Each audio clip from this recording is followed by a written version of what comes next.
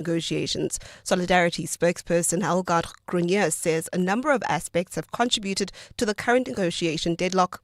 What has led us to this position is not only the percentages. I know that, people want to simplify the argument to make it make more logical sense, but there's a lot more at stake here, and the current situation and deadlock is not only because of the percentages, and I don't think the pilot body feel that they are properly heard. The airline says its operations will not be affected by the negotiations. A new warrant of arrest has been issued for a woman who drove her car into a crowd of young girls, killing a 13-year-old in Germiston, Ekurhuleni. Priti Mahlangu died after she was run over during a Sweet 16 traditional ceremony last month. The 68-year-old suspect was released from the Germiston police station on 5,000 Rand station bail following her arrest earlier this month. Tandoluhle Ngobo reports. 13-year-old Priti Mahlangu was part of a group of young maidens celebrating the traditional Sweet 16 ceremony known as Umhlonyane in the Zulu culture. The host family says the driver of the car that plowed into the group of girls is a neighbor. In CCTV footage of the incident, a car can be seen driving into the group. When EWN reported on the matter earlier this month, police had confirmed that a culpable homicide case was being investigated following the arrest of the woman. But since then, the woman has not appeared before court. Police spokesperson Mavela Masondo. The court gave instructions to the investigating officer to gather more information and evidence. He says the investigations were completed yesterday and a new warrant of arrest has been issued. Tandoluhle Ngobo, Eyewitness News. Gauteng Premier Panyaza Lesufi has made some administrative changes to his government, with some heads of department fired for underperformance and failing lifestyle audits. Lesufi announced the appointments of new HODs for a number of departments during a provincial legislature sitting this morning. The departments of e-government, infrastructure, sport, health, social development and education now all have new HODs, while 3 heads were fired and others resigned from the provincial government. Some were moved to other portfolios. Alvara Mshwana takes a look. 37% of high-ranking officials in the Gauteng government failed their lifestyle audits, which were conducted by the Special Investigating Unit. Moreover, an internal assessment found that some heads of department were at the center of mediocre service delivery and questionable payments. The province's Ethics Advisory Committee then recommended that Gauteng Premier Panyaza Lesufi crack the whip on incompetent senior officials. In the last few months, we witnessed displeasing acts of under-expenditure to the tune of 1.8 billion. We also witnessed SMS members failing lifestyle audits and also departments that continues to underperform. We've taken a decision to reset government. Albert Chane will now head the Provincial Education Department, which a forensic report revealed has the highest number of employees accused of unethical conduct. Alpha Ramshwana, Eyewitness News. The DA has questioned if Parliament has full oversight over government if it has not established a committee to oversee the work of the presidency. The party's chief whip, George McCallister, says without a presidency oversight committee, Parliament has no opportunity to scrutinise the policy direction the president gives to his government. McCallister was debating the president's budget vote address in the House last night. President Cyril Ramaphosa will return to the National Assembly this afternoon to respond to yesterday's 7-hour-long debate. Lindsay Dentlinger reports. DA Chief Whip George McCallister says while many parties have bemoaned the lack of a presidency oversight committee in Parliament, only a handful have made submissions on how it should be established and how it would function. McCallister says the work of the presidency needs more oversight than the president's quarterly question time in the House and through written parliamentary questions from political parties. The Director General of the presidency is the only one across government that does not report to Parliament. The most senior civil servant in the country is wholly unaccountable to Parliament. Apart from that, Parliament has absolutely no opportunity to engage the President or his deputy on matters of national importance or public policy. McCallister said the intention is not to have the President before Parliament every other week, but had such a committee been established years ago when the ANC routinely blocked the proposal, the Nkandla saga would have been picked up sooner. It is the continued lack of such a committee that will ensure that future presidents will be equally unaccountable. Lindsay Dentlinger, Eyewitness News, Parliament. And a French appeals court has ordered the release of a pro-Palestinian Lebanese militant who was jailed for 40 years. George Abdallah was sentenced for the killings of 2 foreign diplomats. The 74-year-old is one of the longest-serving prisoners in France, where most convicts serving life sentences are freed after less than 30 years. He's been up for release for 25 years, but the United States, which is a civil party in the case, has consistently opposed his freeing. Gold is trading at $3,329.31 an ounce. The rand's at $17.89 to the dollar, $23.98 to the pound, and $20.74 to the euro. Brent crude oil's at $68.52 a barrel. Midrand heading towards Pretoria. There's bumper-to-bumper traffic on the N1 northbound between Ellendale and Olifantsfontein Road. If you're heading into the Joburg CBD, coming in from the Rivoli area, there's slow-moving traffic on Main Reef Road between Nasrec Road and Anderson. Also look out for those faulty traffic lights in the Edenville area, Modderfontein Road and Van Riebeek. It's a fine day in Gauteng. The temperatures have peaked at 21 and 23 degrees. The top story in EWN this hour, wage negotiations between unions and management at Fly Safair are set to resume today after hitting a deadlock. EWN, in touch, in tune and independent. For the latest, visit ewn.co.za or download the EWN app. Walk for something greater in the 702 Walk the Talk, hosted by Freedom Park in the city of Tshwane. Get your tickets now on primemediaplus.com. 702. Live on the Prime Media Plus app. DSTV channel 856, 92.7 and 106 FM. Let's walk the talk.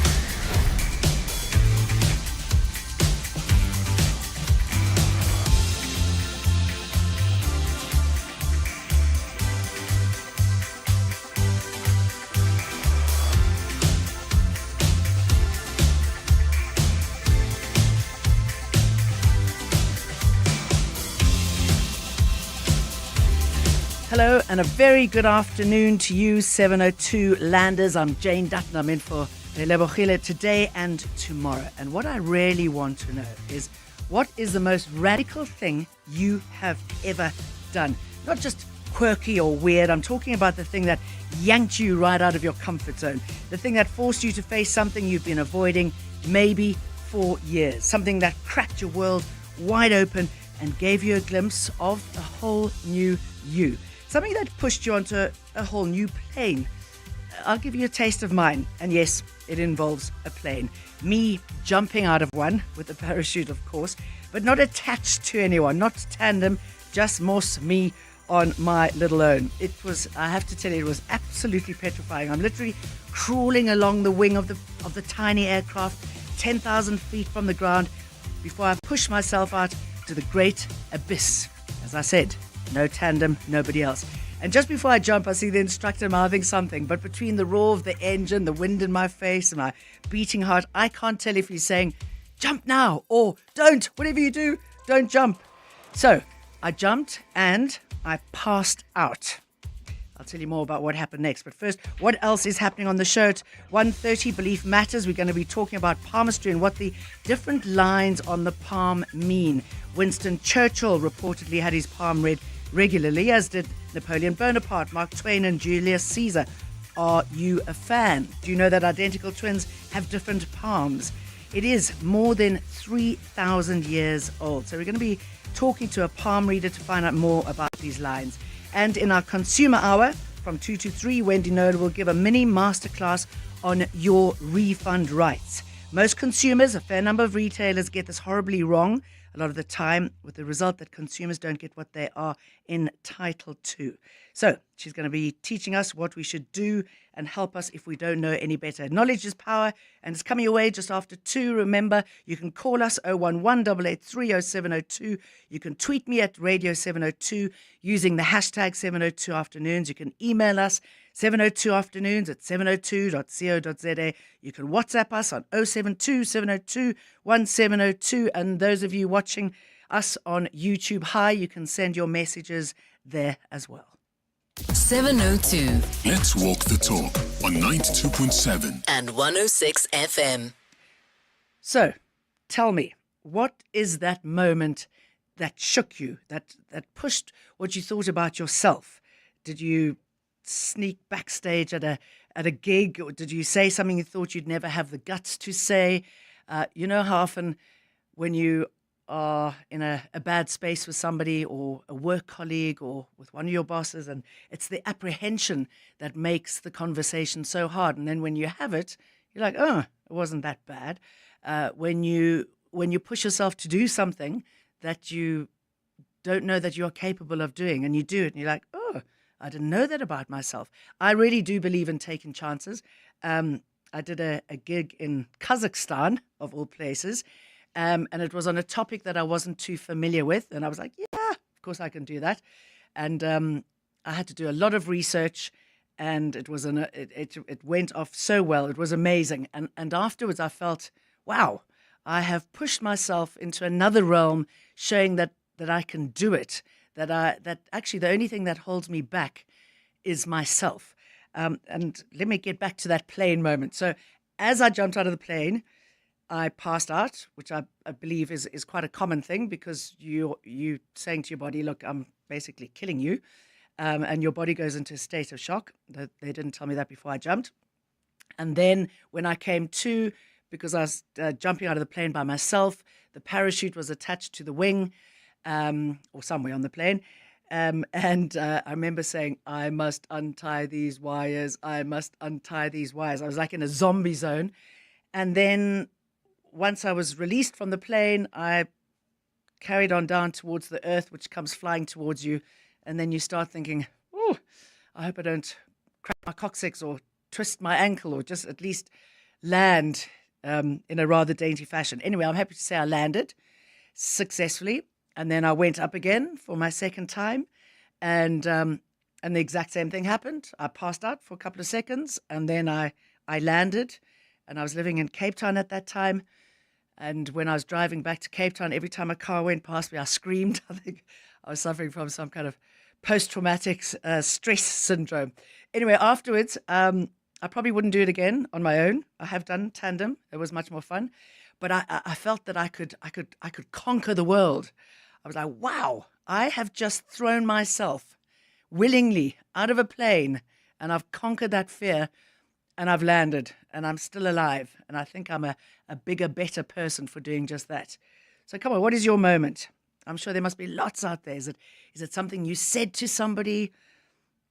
You know, if you can finish the sentence with one radical thing I still want to do is what? And also tomorrow, as you know, it's Mandela Day. So I want to hear what you're going to be doing to honor that day. Is there a radical act of kindness that you're going to be partaking in? Is it something that you've done before? Tell us. I'm also going to be with you tomorrow, so maybe you can also update us then, but talk to us now. So I want to find out what you're doing tomorrow for Mandela Day. Something good, something kind, something generous, something exotic, something radical, something that pushes you out of your comfort zone. And I'm just wondering what you think about being pushed out of your comfort zone. I think it really is important. You don't want to be complacent. Complacency leads to being boring, I think. And how do you know what you're capable of if you don't push yourself that far? We're going to take a spot break, and then I want to hear from you. Clement Maniatella. Weekday mornings, 9 to 12. 9 to 12. A letter says, I love the work of Ausmasa a lot. What would be her advice to a young person out there who has the desire to be an investigative journalist, but they're doubting themselves whether or not they would be good? Oh, that's actually really important. A very good friend of mine once said to me, oh, Mas, I don't watch Carte Blanche because it's depressing. And I said to her, what a luxury you have to switch off the reality of this country. Because what you're seeing is the reality of it. Now, I'm not saying consume yourself with doom and gloom to be switched on all the time, but at least be aware. I think if you have a care, you are interested in reading, you have even a shred of bravery, just an ounce of it, I think it's something you can definitely pursue. Yeah. Clement Maniatella. 9 to 12 on 702. Proudly South African brings the energy to the 702 Walk the Talk on Sunday, the 27th of July, at Freedom Park in Tshwane. Swing by their lively water station where mascot Lolo Warana will keep spirits high with his signature dance moves as thousands walk with purpose. It's a reminder that buying local fuels small businesses and helps create jobs. Every step counts, every swipe matters. Support South African-made products and help build a stronger economy. Vote with your wallet, buy local to create jobs. Rise to the challenge in Betway's Climb and Conquer with 50 million rand in prizes to be won, including 8 brand new cars. Climb our leaderboards until 27 July with bets on sports, slots, table, crash games, and more. Make the weekly top 10 at any point for a chance to drive away in a VW Polo, Toyota Hilux Double Cab, or High Ace. Plus, weekly leaderboard winners will earn a guaranteed 100,000 rand cash. Only at Betway. Terms and conditions apply. Licensed and regulated by the Western Cape Gambling and Racing Board. No persons under the age of 18 years are permitted to participate. For gambling counseling, call SARGF on 0800 006 008 or WhatsApp 076 675 0710. Dear Journal, day 4602 of trying to be an adult. My doctor asked me how my quality of rest is at the moment. I told him I have 2 problems. I struggle to sleep at night, but I also struggle to awake at day. Aggressively realizing your age? Get covered at pineapple.co.za. It's simple and like 19 Rand a day, so it's 100% the insurance for you. Underwritten by Old Mutual Alternative Risk Transfer Insurer Limited, licensed non-life insurer and authorized FSP. Premiums are risk profile dependent. Let's walk the talk. 702. Hi, I'm Jane Dutton, and we are talking about the sort of things that you have experienced or you want to experience that you might be too frightened to experience, something that frightens you from a physical point of view, from an emotional point of view, and also what you're going to be up to tomorrow. It's Mandela Day. Menelisi sent a message saying, Menelisi's from Krugersdorp, saying, tomorrow myself and my organization will be spending the day with Boitshoka Community Home-Based Center. Be interesting to know what happens in that community, Menelisi. What is it that you're going to be doing, and how many people are involved in that? If anyone is not working tomorrow and they're going to be jumping out of a plane like me, tell us about it. I took a chance many years ago, and I might have mentioned this, and forgive me if I'm repeating it, but when I was working for ETV, something like a very long time ago, for Jonathan Proctor, actually, who's now the boss of Prime Media here today. And we were being trained by people from CNN. And I walked up to the boss of CNN and I said, give me a job as an anchor. And he said, gosh, cheeky. So, and I was just so convinced that he would do it. And you know what he did? So it's one of those things where you pluck up the courage to ask the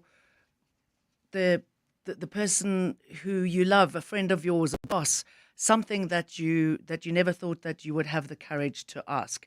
Here are some notorious real-life extremes. Marta Jimenez, the famed Spanish TV presenter known as Adrenaline Woman, lost her life last week during a base jump stunt from a 200-foot crane in the Pyrenees. Barbara's showmanship and fearless leaps won her adoration. Tragically, this latest stunt proved fatal. Have you done something that is near fatal? This has just reminded me of something that I experienced some time back, and I'm going to keep talking about myself until you give us a call and we can talk about you. I was a birthday present for friends that I met in Peru about 25 years ago. Sigrid is her name, and her husband gave me as the birthday present. And we were going down Mona Lisa. We were going down the Zambezi, taking a whitewater rafting, and for 5 days. And when they were explaining what it is that you go through down the Zambezi, I mean, they're some of the biggest rapids in the world. I was like, you do know that I'm a mum of some young kids. Anyway, it was the most exhilarating, petrifying thing I have ever experienced, including swimming in the rivers with crocodiles on the side. We've got a message from Meiring. Let's listen to it. Hi, Jane. Something that I didn't think I would ever be able to do was to do a professional MMA fight. I was in training for years, doing judo and other martial arts, and I had the opportunity to do a professional fight. The walk to the area of competition was something that I didn't think I would be able to do, and thinking now, I think I was quite daring to be able to do that walk and to be able to perform on the night. It's M from Centurion. Congratulations. Gosh, that's a lovely story about overcoming fear and putting yourself out there and seeing what it is that you can do. Come on, I want to hear more from you. Who else has pushed themselves out there? It's such a wonderful way of inspiring people as well. Because you know what? The only thing that holds us back is ourselves. We got a caller from Kyalami. Bongi, good afternoon to you. Tell us about your experience. Good afternoon, Jane. My experience is about bungee jumping. The first time I did bungee jumping in Vic Falls, I was like, as soon as I took off from the platform, I was like, what on earth are you doing? Sorry. And? Yeah, I was like, what on earth are you doing? But it was done. I mean, I went and enjoyed it. I've always been brave in that way, like I'll do the wildest of rides, for example. Like but what? Then, yeah. like in a theme park kind of thing. Oh yes, sticking to the wall and all of that stuff. No worries about doing that. But as soon as I had kids, there's a self-preservation thing that just came over me. I know. I didn't stop completely, but I really didn't have the same amount of fun doing things like that. Yes, because you said quite straight. Yeah, so that's my experience. Well, I love it. You know, I mean, I've done most things. I've never bungee jumped. That's just the one thing that I'm just like, oh, I don't know. I just, is it worth it? Do you think? You kind of just have to make sure that your feet are at a tight angle. You don't want to slip out of the ropes that they use to tie around your ankles. So as you go down, you just want to make sure that you don't slip out. But it's good fun. Yeah. It's really good fun. Well, congratulations. I'm glad you are here to tell the tale, and well done for doing that. What's the next? What's the other thing that you'd really like to do? I don't know. Stay on Mother Earth now. Bongi, thank you very much for the call. Let's bring in Jeff. He's on the phone from Woodmead. Good afternoon to you, Jeff. Did you whitewater raft? Yeah, you mentioned whitewater rafting, done that. And I did it in the winter, which is actually, I don't know when you did it, but that's the time to do it because it's quite low, the water levels are then lower, and the waterfalls themselves are up to like 4 or 5 meters in height. It's just, if you do it in summer, the water's kind of, there's a lot of water, so it's not the difference in each of the rapids. Anyway, that was the one thing. And then the other thing is I walked through the Chobe with a group of friends, unarmed. We walked through the entire game park. And I mean, I had a lion rushing me. I had a buffalo that tried to take me out. There were some elephants who wanted to jump on my head. It was a time, if I tell game rangers about this, they say, how you survived, you had no idea how dangerous with the dangers that you were in. So that's why you survived, because otherwise they said, no, this is just absolutely crazy. We had a game ranger who had a pen knife. Oh, yeah. and he so wouldn't be able to help you at all. Yes, and we had one of the guys there was a very informed guy, and the game ranger would say, that tree's this and this tree, and he would say, no, it's not that tree, it's this tree. And that bird is this bird, and that is that. And eventually the ranger said, okay. I'll tell you what, let him run the show. Yeah. So, yeah, interesting stuff. But having the lion charge at me in the middle of the night, and me and the ranger standing with the torch, and he just said to me, don't move. Just don't move. And it ran towards us, must have been about 5-6 meters from us, and then veered to the one side and roared and whatever. And what it turned out was that we had camped under a tree that was his domain where he slept. And we had camped there. And so eventually he was there the whole night walking around the camp. And we just put as much firewood as we could possibly find on the fire, and in the morning we were all quite tired. But yes, those are the two things that I think. If I think back on it now, I'm not sure. Well, no, I would do it. I would actually do it. Well, but yes, so that. Yeah, I mean, yes, I did it in summer, so the waters were high, and it was really the most petrifying but exhilarating thing I've ever done, whitewater rafting. And it makes you feel so happy to be alive, and also you live in the moment, which I love. I've been charged by an elephant in Botswana, and I remember thinking, I can't remember if I should stand still, run, fall on the ground. So I think I just stood still. And then my parents, they were in Mozambique, and they were charged by, I can't remember what it was. And apparently they both ran to a tree, and then my mum said the next thing she remembers was my father climbing on top of her to get onto the tree. So chivalry's definitely dead in those circumstances. You know, just the last thing on the whitewater rafting was that they said you must, when you go down on those big rubber ducks, you must actually hold the front down. There's two of you guys on the front. You hold it down, so that even if it goes in the water, it still comes out. But it's after about 4 or 5 rapids, this friend of mine, who was completely crazy, he said, "Let's try pulling it backwards when we go down the rapid." Well, we all ended up in the water, and then you come up above the water, and you see crocodiles. Yeah, about 3-4 meters away on the bank, and they seem to think, well, don't know, maybe a bit thin. Maybe I'll find something that's got more meat in it. But yes, anyway, so I wanted to share that with you because there's so few people have actually done it. I know, and it takes like 5 hours because I think there's 19 rapids. And then when you get to the end, if you recall, that you get in this like ravine where there's huge cliffs. And you have to climb out of there. Yeah. And I remember climbing up, and I was fit in those days. You run marathons and all that stuff. And I remember I was tired halfway up. And these guys, these black dudes, were coming up with the rubber ducks, 3 or 4 of them, carrying them up, getting to the top, going down, carrying another one up. They must have gone up 3 times in the time that I got up. And I thought, wow. Yeah. Well, I was there for 5 days. And yes, walking up those mountains was possibly the hardest bit. Jeff from Woodmead, thank you for sharing your story with us. Linkoa Matata says, for me, it'll have to be running the Comrades Marathon. Okay, that's respect there. I could never do that.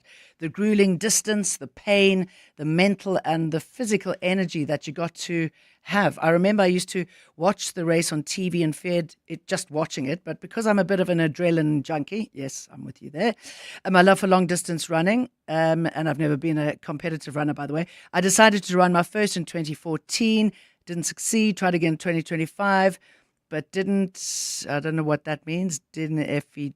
Long story short, 5 comrade finishes later. I'm loving it. Changed my whole perspective to life. My plan is to continue until I'm 80. And I think, you know what, if you enjoy, I just think sport is just the best thing in the whole world. Me, of my multiple injuries, I've just torn my ligament on my shoulder, so I can't play paddle and tennis. But I'm one of those, I need sport, and it just makes you feel fantastic, and you're always challenging yourself, aren't you? Always pushing yourself, maybe just not pushing yourself too hard so that you injure yourself. We've got a voice note from Sarah. Hi, Jane. Gosh, you sound like Crocodile Dundee's wife. I mean, honestly, I couldn't imagine anything worse than jumping out of a plane or doing bungees or river rafting down I think, gosh, I might do that zip line thing where you go across canopies of a forest. That I might do. But gosh, okay. Sarah from Hearties. I'd rather sit on the sidelines and drink a G&T and watch people do this stuff. Okay, bye. Good. Gosh, that reminds me of all those funny videos during COVID where you would see somebody running past or trying to run past, and then everyone they're sitting there with their G&Ts at about 6 o'clock in the morning, which is obviously way too early. I've been called many things. I've never been called Crocodile Dundee's wife before, so I'll take that. Thank you very much.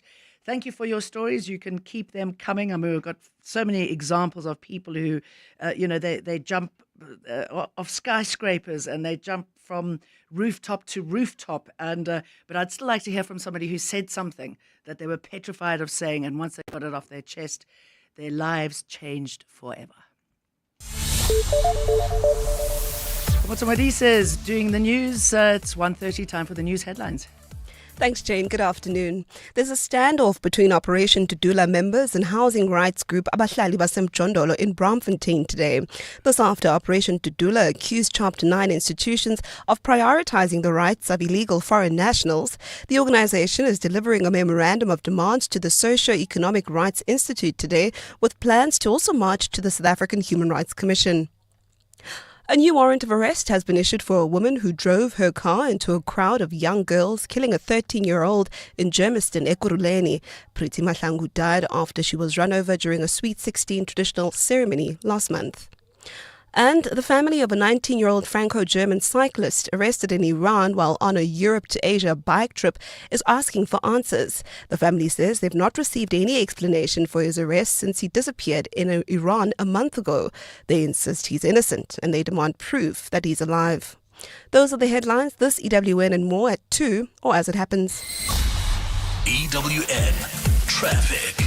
Well, at this stage, if you're traveling through Vosloorus heading towards Germiston, there's bumper-to-bumper traffic. This is on the N3 northbound between Berry Marais and Leondale Road. Also slow-moving traffic heading towards Midrand. There you can expect about a 20-minute delay. This is N1 northbound between Ellendale Road and Olifantsfontein Road. Also faulty traffic lights in Midrand. This is Olifantsfontein Road and the N1. Also traffic lights out of order in Alex at Marlborough Drive and Far East Bank, as well as in Rand Park Bridge at Bayosnoti and the N1. If you come across any other traffic issues, please SMS us on 31702. We are also on X at EWN Traffic. There's more EWN on air, online, and on the EWN app. John Perlman.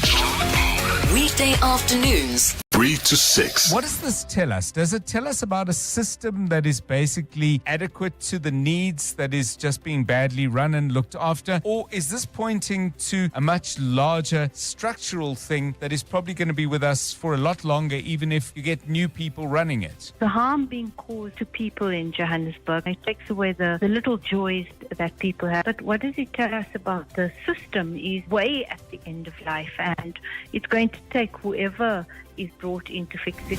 John Perlman. 3 to 6 on 702. In 1995, Nelson Mandela donated a third of his presidential salary, not to a cause, but to a vision to change the way society treats its children.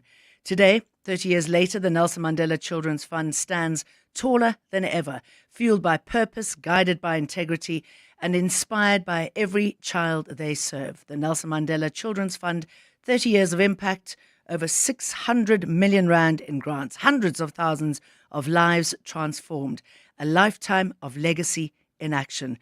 To help, go to www.nelsonmandelachildrensfund.com. Oh, Shane, do you have a sore throat? The Andalex range of lozenges offers 2 options. At the first signs of an irritated, scratchy throat, use Andalex lozenges for dual-action soothing relief.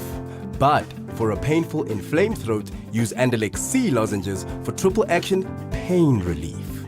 Andalex, SA's #1 choice for a sore mouth and throat. Andalex lozenges are available at all leading pharmacies and supermarkets. Just Andalex it. It took patience, perseverance, and audacity to get my first call-up and win with the Bokke. And we did it together. That's why I, Dion Free, partnered with African Bank so I can win big with a 60-month fixed deposit. Patience brings results. Join the bank that backs you. Get a 12.8% return at expiry on your investment. Visit africanbank.co.za or branch for assistance. African Bank, audacity to believe. African Bank is a licensed financial services and registered credit provider. T's and C's apply.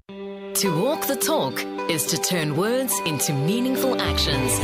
And it's what we at 702 are committed to doing every day. We're also committed to following the rules set out by the Broadcasting Complaints Commission's Code of Conduct. To give you balanced programming, fair comment, and accurate news. But if we stumble along the way and you feel we're not living up to the code, let us know on comment@702.co.za.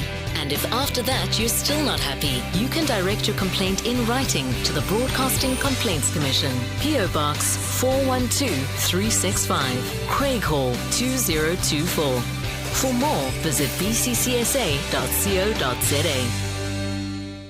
Join us. Let's walk the talk. This is 702. So we were talking about some of the most radical things that you've ever done, and what's one radical thing you still wish to do. Pumeza said left permanent employment without having any. That's pretty radical. Johnny Morales says removed the student marks from the class wall back in high school. That's very naughty, Johnny. I hope none of your teachers are listening to that. Cynthia says, I've done lots of bungee jumping. It's great for getting over vertigo. It relieves vertigo for me for about 2 years after a jump. Wow, so you suffer from vertigo and you bungee jump, respect. But my worst, most interesting was in Nepal, near the Tibetan border. The jump was off a dodgy, swaying suspension bridge. And climbing out was super horrible because there were leeches. So it was an eek skip out of the ravine rather than a climb. That's Tia in Parkmore. Thank you very much for those messages. So today on Belief Matters, we turn our gaze to the palms of our hands, quite literally. Palmistry, also known as chiromancy, is the ancient art of reading the lines, the mounts, the shapes of the hand to gain insight into a person's character and destiny. But what do these lines really mean? From the heart line to the lifeline and the fate line in between each groove is believed to tell a story. Whether you're a skeptic or a believer, join us as we explore what the lines on your palm might say about your love life, your career path, and your life journey. I'm going to bring in Jennifer Hirsch from Ramsgate, chirologist, hand reader, and palmist. Good afternoon, Jennifer. To chat with you. And good to chat with you. What is this? What is palmistry? Well, it's a practice, really, I could say, of identifying and interpreting all aspects of the physiology of hands.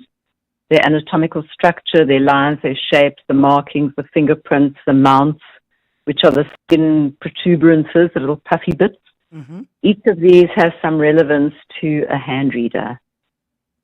So I just want to put a call out there. Anyone who's listening who's done this before, please get in touch. If you want to ask Jennifer anything, please do get in touch. But obviously I want to delve more. I'm looking at my hands now, and they've changed over the years. Whether it's because of sport or whatever it is. How significant is something like that? Well, the hands do change. In terms of the lines on the hands, they change mostly slowly unless there's quite a dramatic external event that occurs, and that can bring some very dramatic changes in lines. Seen that several times. Really? But they do change over years with aging, with weight gain, weight loss can change certain features of the hands. Illness, of course, can as well. But yeah, they do. They adapt as we journey through life, through experiences that sort of leave their imprint. So is it like the wrinkles on our face? Is it that kind of... Yeah, you could say that. You definitely could say that. Yeah. No Botox for the hand. And you say that you can see changes if somebody's had a radical life experience. Yes. Why would they change then? What do you see? Well, in my personal history of reading hands, it's been 34 years now. How it works for me is that I take palm prints with ink. So I've got a reference for X year. And then if I print the person's hand again, then I can see what's changed. And I have got some examples of dramatic changes. For example, one lady met, married, and had a child within a year, and she was in her late 30s, and she didn't expect that to happen in her life, and a whole new line grew. Another gent, just random examples, was basically arrested on a fraud case and retrenched from work, and this thing went on for years and years, and he grew a line which, it sounds terribly kind of palmistic, in other words, rather sort of superstitious, but he grew what's commonly termed the suicide line, which is a bit misleading, but it's a line, when the headline droops right down to the edge of the hand at the bottom. So this man was in such a deep decline and such a depression over what had occurred. So there's two examples of how lines can change. I mean, I've got many examples actually. Yeah. Okay. All right. So I'm looking at my hand now, and I know that there are different lines. There's lifeline, there's heartline, there's the headline. Talk us through, if anyone's sitting at home, obviously if you're driving, you can't do this, but what should we be looking for? What are the lines that indicate head, heart, and all of that? Yeah, okay, I think I should just put a little backdrop to this, and that is that the purpose of coming along and having this done or experienced is to explore our emotional life, our physical health, our career path or life purpose. Okay. So there's a kind of, each line refers to or relates to aspects of, the physical, emotional, vocational, mental, and spiritual life.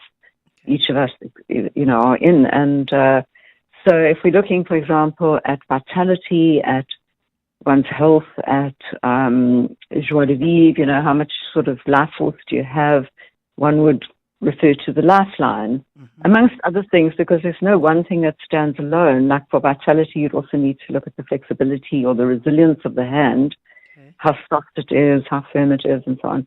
If you're looking for clues around a person's emotional life, what's been going on, what the traumas are, the sadness, the grief, the sorrow, the loss, and also the hope, you look at the heart line. That's to do with the emotions. Okay. And then the thinking function, and to do with the psychology of the person and how they perhaps study and learn and communicate and how they express themselves and so on. You look at the headline, which is the transverse line that runs across the palm, not the one under the fingers, but the one under that, lower to the wrist. Oh, yes. Okay. And then if you're looking at life purpose, at career situations, at things like should you move into partnerships, things like that, then you would be looking at the fate line, what's known as the fate line, which is the line that runs up the center of the hand towards the middle finger. And if, for example, the heart line, say it's deep and long rather than short and abrupt, what could that sort of line tell you? Yeah, so it depends whether it's deep and long that runs to the edge of the hand or whether it runs up towards between the middle and the first finger, the forefinger. And each of those has a different relevance. So if it's running in a curved form up to the to between the two fingers, then we've got a person who's usually quite able to love and able to receive love. It's as if we can reach that person. If you think about the line ending between the fingers, there's a kind of an energetic entree to that person's heart. So that is a really healthy kind of heart line. And then if it runs straight across, then it's less emotional openness and more affiliation with humanitarian endeavor. So they say with those type of lines, it's easier for the person to love a group or humanity than it is for them to love an individual. So there's different styles of love and then different types of devotional love as well, because that line also relates to your spiritual path. Okay. So it's very complex, and it's all really, at the end of the day, if we filter this down, it's a kind of a coaching and counseling session. Yeah, I was going to ask you about that. I should imagine. Okay, so okay, let's go back. Why would somebody come to you? Would they come to you because they are confused about their emotions towards somebody, because they're worried about work, or is it? Could there be any reason that they would come? They just need some sort of guidance. Well, definitely both of the above. There's a whole spectrum of why people come, from the simplest things like plain curiosity to the other end of the scale, which is like major life crisis of whatever form. And again, each of those presentations or themes that people present with are going to fit into the physical, the emotional, the vocational, the mental, or the spiritual. So physical could be a health crisis or financial crisis. Those fit under the physical. And then emotional would, of course, be anything to do with relationships and intimacy. And then the vocational speaks for itself. The mental has pretty much to do with education and furtherance. And then the spiritual, which is a common thing, actually. People often come for spiritual support, disillusionment, feeling kind of disconnected from any kind of higher power that they perhaps want to relate to or once related to, and have had disappointment. I mean, there's so many variables here. So, And why would they come to you rather than getting a psychic reading, for example? I mean, is there any sort of commonality? Yeah, there is an overlay because in the way that I approach hands, and everybody's different. So, I mean, every hand reader is going to have a different approach. But for me, I consider 1/3 of the process of reading hands to be that of intuition. So these perceptions do come through, like future things and past things and so on. So some of the clients that come to me are coming quite specifically to see if I can see into something that will happen for them and so on. Mm-hmm. But I personally don't pitch myself as a psychic. I really like to run more with a counseling and coaching thing, which is another 1/3 of the whole kind of gig of the work, of the modality, if you like. Mm. So, and then the other 1/3, just briefly, is the study itself, the system. There's a system that we work with in a context. It's a model. Yes, so I'm going to ask you more about that. What is it that you look for? Is one hand stronger than the other hand? But let's listen to this first, and then we'll come back and talk more about reading hands. And if there's anyone out there who'd like to ask Jennifer a question about this, get in touch. Beyond politics. Didi, I'm not going anywhere. It's honest conversations with politicians and newsmakers on Polytricking with Sidi Madia on EWN. It gets heavy. Even in losing the election in Polokwane, people regret Zuma. They don't regret not backing Mbeki. Me, I don't regret nothing. Because he gave people a sword to stab him with. Yeah. It gets personal. There's a tendency to paint the entire GNU with the whims and the feelings of the DA at any particular moment. It is not a fact. It gets to their truth. If you check the videos, it started coming like organically on the ground. Random leaders of the FF Trans Command saying, "No, man, this Floyd must go away." You call him VBS Floyd, don't you? Yeah, it's VBS Floyd. Why is Julius Malema not VBS but Malema? The president was cleared by Parliament, guys. Hold on. Yeah. You're defending even Floyd Shivambuni who's in the EFF from VBS. Suddenly it's VBS Floyd. No, I never defended. Catch a new episode every Wednesday on PrimeMediaPlus.com. Polytricking with Sidi Madia on EWN. On record, in touch, in tune, and independent. This year, the Standard Bank Joy of Jazz Festival presents 3 unforgettable days deep in the heart and art of jazz from the 26th, 27th and 28th of September. Umo Sangere, Ababemo, Jazz Mayor Horn, Silent Go, and the Noisemakers, Najbong Trio, Michele, Ndekelo, Velamasini, Gabi Motuba, and over 50 world-class acts will be ready to welcome you and yours to 4 magnificent stages of the Sandton Convention Centre. Take me there. Buy your tickets at Ticketmaster now. It's your last chance to win with the Checkers XXL Jackpot competition. Plus, save on deals like Coca-Cola Original Tasteless Sugar Cold Drink 2 litres, 2 for 45 Rand. And Nivea Body Lotion or Cream Selected Variants, 400 mils for 56.99. Remember, simply buy any 3 participating products, swipe your extra savings card and get a scratch card to enter the competition. Deals valid until Sunday at Checkers. Dear Journal, trying to be an adult day 3731. I'm really struggling to explain my parents to my therapist. Might send him to live with them so he can see for himself. What if he ends up in therapy too? Wait, what if they love him more than me? Finally learning about mental health. Get covered at pineapple.co.za. It's convenient and like 19 Rand a day, so it's 100% the insurance for you. Underwritten by Old Mutual Alternative Risk Transfer Insurer Limited, a licensed non-life insurer and authorized FSP. Premiums are risk profile dependent. 702. Belief matters. Exploring culture, traditions, religion, and the beliefs that shape our world. So I'm talking to a palmist, Jennifer Hirsch about reading hands and what it tells us about ourselves. Jennifer Rose from Centurion says, I don't know if I missed this, but what if your palm lines are not the same on the two hands? My right hand has 3 distinct lines and my left has 2 distinct lines and 4 crazy lines between the two. That's such I was hoping someone would ask that actually. That's usually a sign. Okay, so we have to establish which is the active hand. So let's assume this person is right-handed. Okay. And if we talk about a kind of a strength in the lines. So if the formations of the lines, for example, in the right hand, are more intact and more balanced looking than in her left, then it shows a progressional trend. It shows that she's evolved, that she's had some difficult circumstances when young, and or in potentially very difficult challenges, but that she's worked and developed and sort of healed and survived.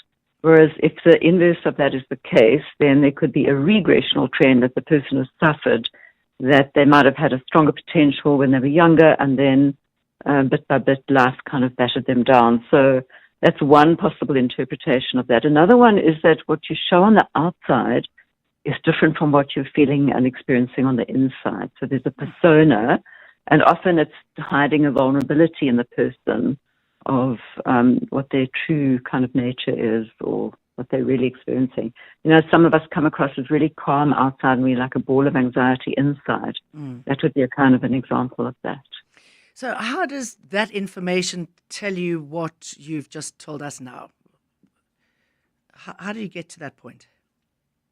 Because of the formations of the lines. So the lines, in a sense, represent the nervous system, and we can tell through that, in a way, what's going on with that person mentally and emotionally, and sometimes physically as well, and then come to that conclusion.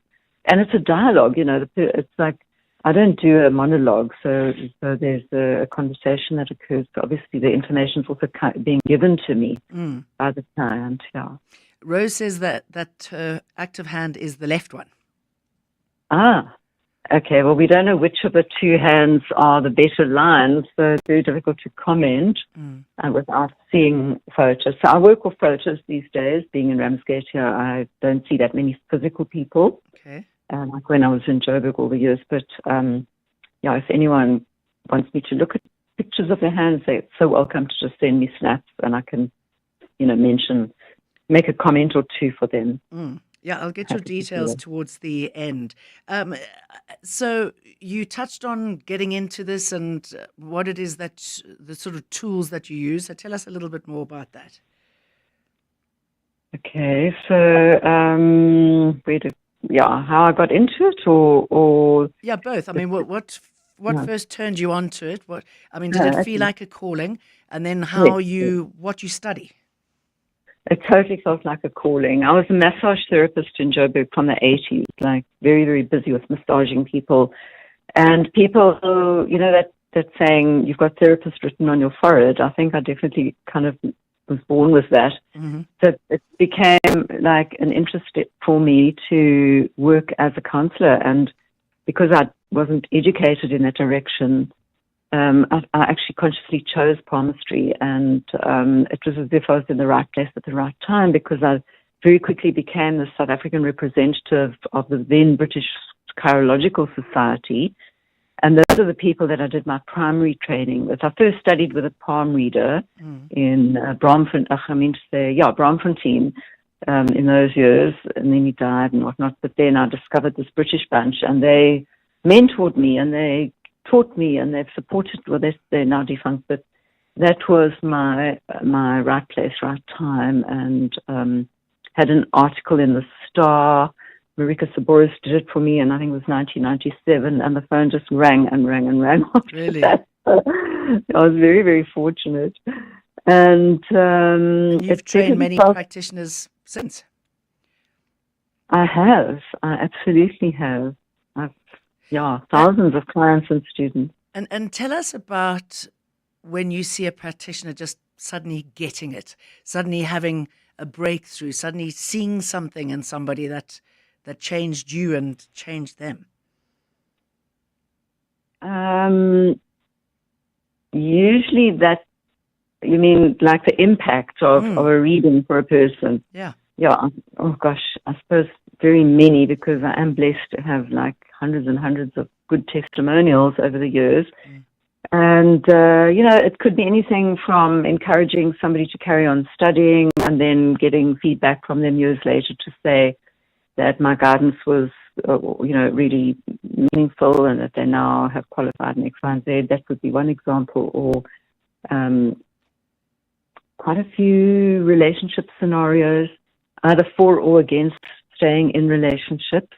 That's a tricky one, because one, as an ethical therapist, wouldn't one, I believe anyway, would want to kind of argue for maintaining the relationship, but sometimes one do have had to help people to terminate, to break up. I'm sure. So that kind of thing can happen. Preparing people even for very severe crisis, even so much as like terminal illness has popped up several times in my career, many times actually. And that you've seen and they weren't aware of. No, that would be that would be very unethical. Yes, I'm not allowed to diagnose. No. So if I do pick up something that I sense is ominous for the person, obviously you handle that with great tact and gentleness. Now, this has been around for 3,000 years, I believe. Does it differ between the Chinese, the Indian, and the Western traditions? Yes, there's several different traditions of hand reading, and no one really knows where it began. It's lost in the eons of time, they say. But general consensus is that it originated in India and then migrated. You probably know the Gypsies had their bloodline in India. So when they migrated north and then west up into, actually through Egypt, because there's a whole kind of mythical story around the Gypsies in Egypt. But anyway, they went through into Eastern Europe and then from there migrated west to Europe, and they took some of the old Indian ways of reading hands westward, which is quite astrologically based. And then what we have from China is a more Tibetan Buddhist approach to hand reading, which is based on the elements.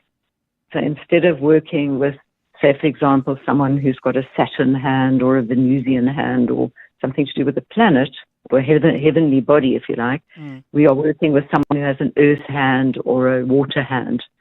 So we've got a little bit of a different terminology in chirology. But there's a very big sort of gray zone between the various systems, because they overlap, and we try and draw out the best of each system that fits today's paradigm, which is more psychological than it was obviously all those many years ago.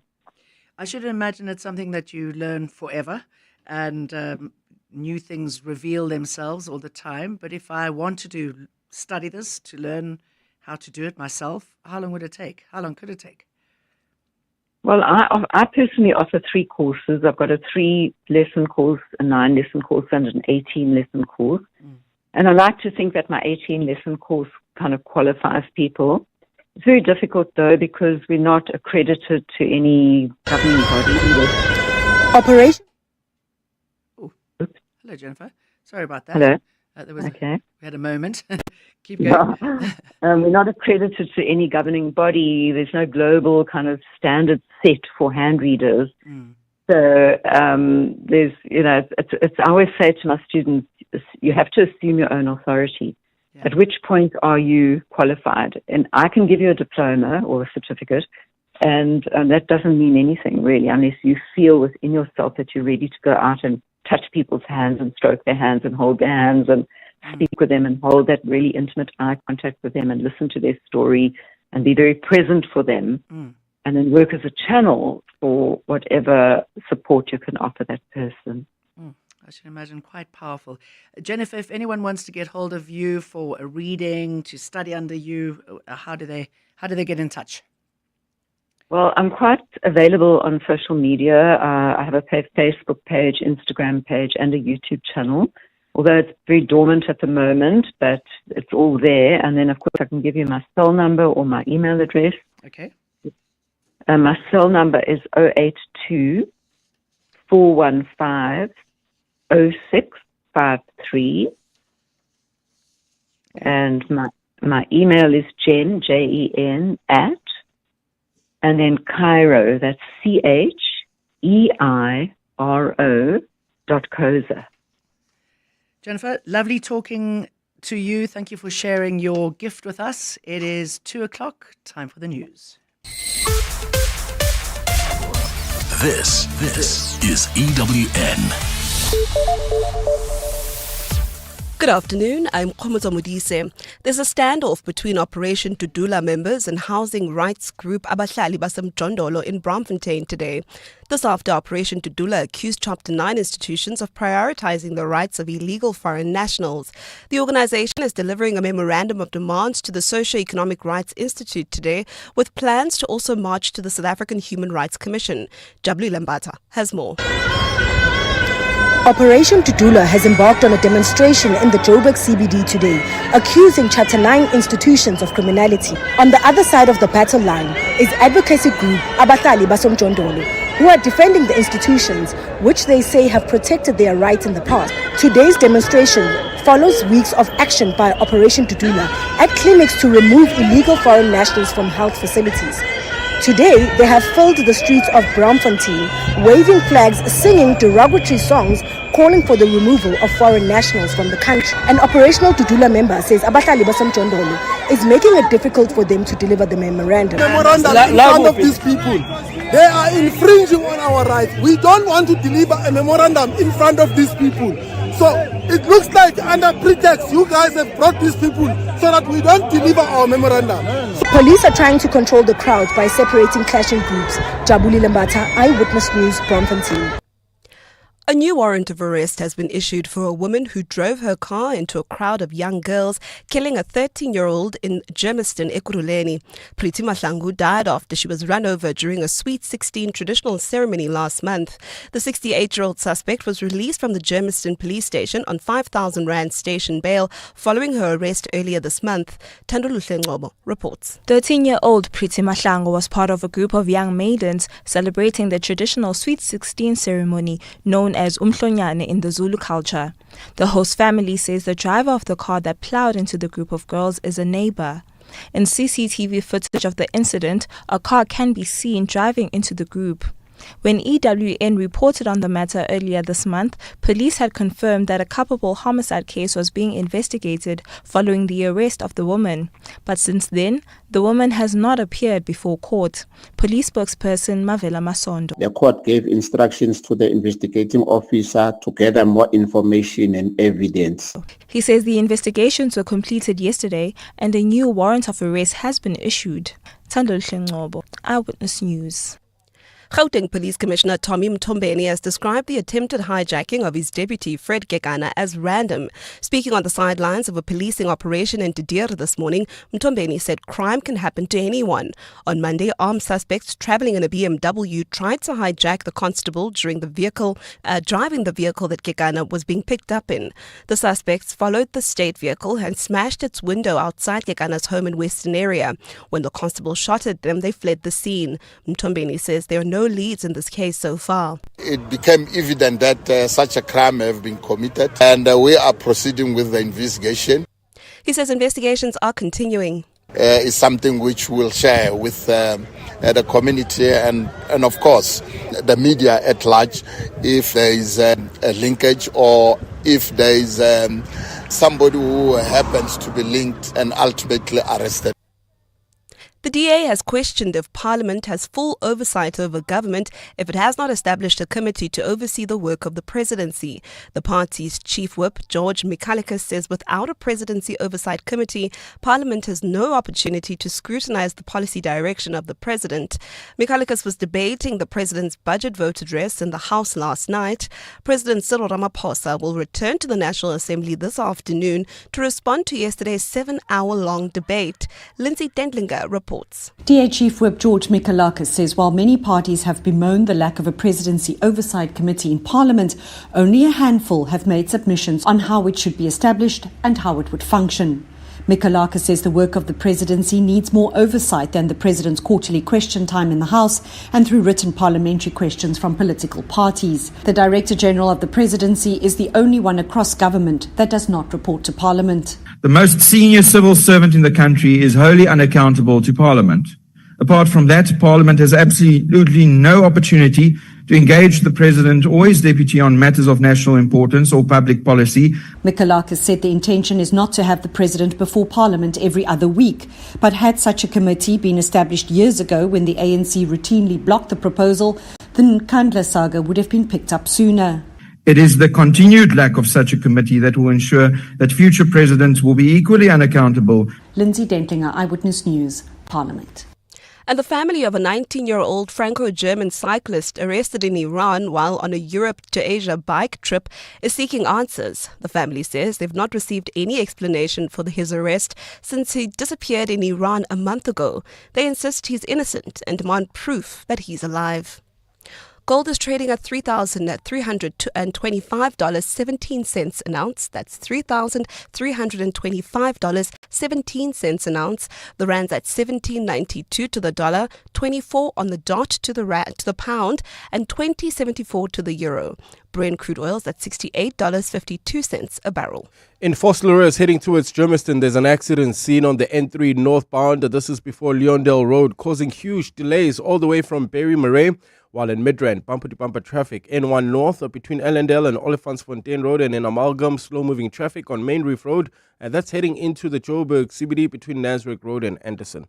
It's a fine day in Gauteng. Temperatures have peaked at 21 and 23 degrees. The top story in EWN this hour, there's a standoff between Operation Dudula members and housing rights group Abahlali Basemjondolo in Braamfontein this afternoon. EWN, in touch, in tune, and independent.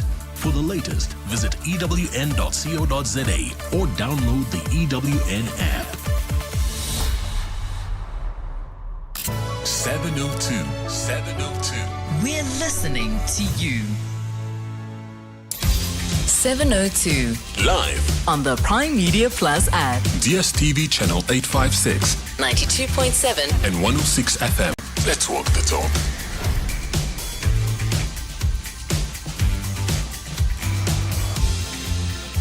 Hello, very good afternoon to you. It's just gone 7 minutes past 2. Not that time matters when we talk about good topics, and we've got a good topic to get our teeth into with Wendy Nola. In the last hour, we were talking about palmistry, something that's more than 3,000 years old. That's reading your palm to find out about your love life, about what you've got in store for you and what you've gone through. I was also asked you about some of the most radical things that you've ever done or ever thought of doing. And a couple of people joined me. They jumped out of a plane. They did whitewater rafting, bungee jumping. And listen to this. Nick Willenda walked a tightrope over Niagara Falls and the Grand Canyon with no safety net and once hung from a helicopter by only his toes. And you wonder how do you work your toes to be that strong? Anyway, that puts my little jumping out of a plane into perspective. So it was very good hearing from you about this. And now in the next hour, the Consumer Hour, it is all about you. Wendy Nola will give us a mini masterclass on your refund rights. Most consumers and a fair number of retailers get this horribly wrong a lot of the time, with the result that consumers don't get what they're entitled to in some cases and allow companies to deny them their valid rights because they, the consumer, don't know any better. As you know, knowledge is power, and we have got this hour devoted to you. So remember, give us a call. The phone number 011-883-0702. You can tweet me at Radio 702 or at Jane Dutton. You can use the hashtag 702 Afternoons. You can email us on 702 Afternoons at 702.co.za, or you can WhatsApp me on 072 702 1702, and you can SMS us as well on 31702. We'll read your messages or play your voice notes or take your calls. Wendy, very good afternoon to you. Hello, Jane. Good to be back on the airwaves with you. Yes, it's been a long time. And when I was on last week or the week before, you were doing something outrageous and taking a holiday. How dare you? Oh, yes. Yes, how dare I? It was a whole week, I know. What indulgence. But you're back, and I'm sure you've been bombarded with all sorts of things and queries and... Yes, indeed. I was working, to be honest, on another case that was really interesting, and it did involve an online retail platform, but there's been a bit of a postponement, so we'll get to that next week. And then I was reading through some emails this morning, and I thought, and as always, the theme running through many of them was about the right to a refund. And in some cases, people complained to me because they didn't get what they were entitled to. And in other cases, I have to write back to them to say, you don't actually have a legal right of return, much less to insist on your money back, in the form of a refund. So I do such a lot of this all day, every day. And it's quite shocking to me on the one hand, because we've had the Consumer Protection Act for 14 years already, Jane. Mm-hmm. And this right of return is it affects a lot of people a lot of the time.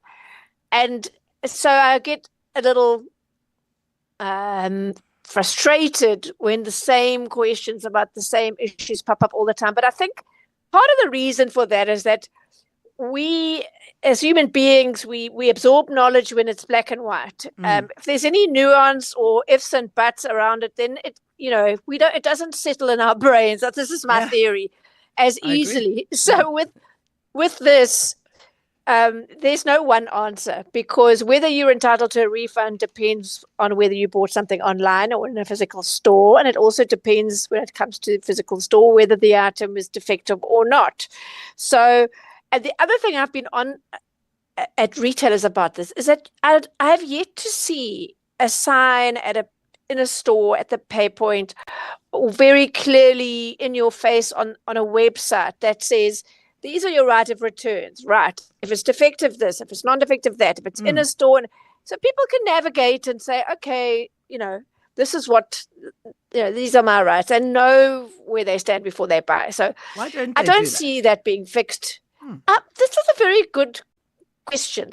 The other thing that makes things complicated, and they could easily put this up on their own sign, is that the reason a lot of people think that if they buy something in a shop, a physical shop, they've gone in and been able to touch and feel and try on something, and they buy it, and then there's nothing wrong with it, right? In that scenario, they're not actually entitled to take it back at all, much less demand a refund, because the Act doesn't cover that. And nor does even the best consumer protection in the world doesn't cover that. If you bought something in good faith, you had a chance to see if you really want it, and you walk out the door and you don't want it anymore, and there's nothing wrong with it, there's no legal right that you have to demand your money back or an exchange or anything else. But what makes things complicated and what confuses many consumers is that a lot of stores, most stores, will, as a customer service and a sort of competitive thing, will take it back. Very few will give you a refund, but they'll give you a gift, not a gift voucher, some kind of voucher, or they'll let you replace it on the spot. But they don't necessarily give you a refund in your hand, right? So people now think, well, I can take back anything, anytime. And whether it's broken or not, if I just change my mind when I get home, if I didn't bother to try on the pair of jeans in the shop, and then I got home and it really didn't suit me, or they're too small or too big, I can just take it back. And you actually can't. So it's very important for you to actually, especially if you're spending a substantial amount of money, is to actually interrogate the store, whatever, online or physical store, and find out what your rights would be, how they would handle if, the situation if you brought something back. But we are eternal optimists, aren't we, Jane? So we don't go into a wedding planning for the divorce, and we don't buy something lovely online or in a store thinking, oh, I wonder what's going to happen if this is not right. And I'm sorry, my job teaches me that we really, really should make time to do that. And I think I'm sometimes guilty of that, because me of little patience. I really have to be. I have to be in a shopping mood, and sometimes I just really don't feel like trying anything on, and so I will take it, and then I get home and I hope it fits, and if it doesn't, I hope they take it back. Yeah. So you're talking to me. So here's something interesting. Yeah. Yes, and I'm talking. Well, that would have been me if not for this job.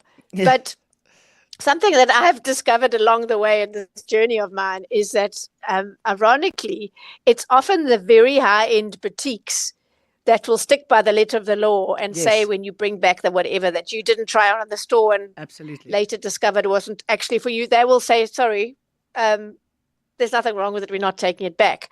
High-end shoes, clothing. I've had it from a few of them, right? And people are outraged, and they write to me. And memorably, one guy said to me he bought a pair of jeans from some designer store in one of these Cape Town malls, and he said they don't want to take it back, but it's not fit for purpose. He was confusing not fitting his body properly with not fit for purpose, which are two very different things. Yeah. So do be sure. I mean, I don't know what experience you've had. Have you ever paid a lot for something special and taken it back because it didn't fit and you didn't try it on first and been told, sorry for you, we're not entertaining this return at all?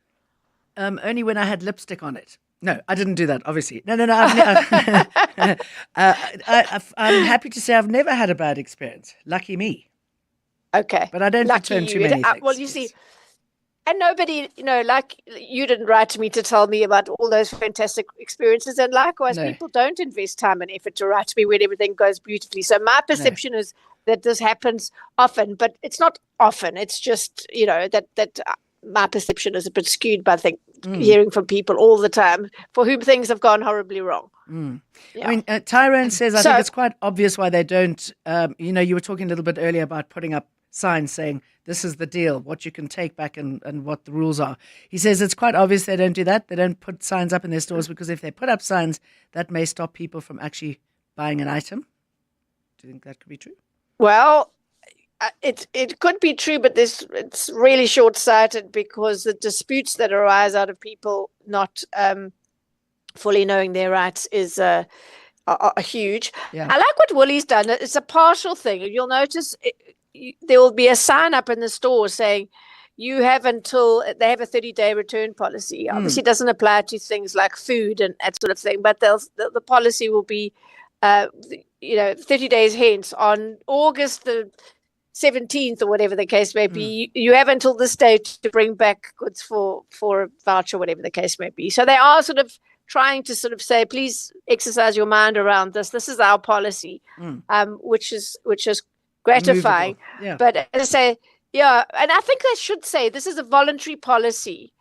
Legally, if something's defective, there's no, because that puts them in a good light, right? Doesn't it? Yes, absolutely. But because by not doing it, so many people think, well, this is my legal right, when it isn't. My inbox would shrink quite a bit if people knew that it wasn't their legal right to return something they bought in a shop for a refund, which maybe I should now flip-flop to when you can change your mind and get a refund. Okay. And that is an area of shopping which is increasing all the time, online shopping. Yeah. So that's covered by the Electronic Communications and Transactions Act, ECTA.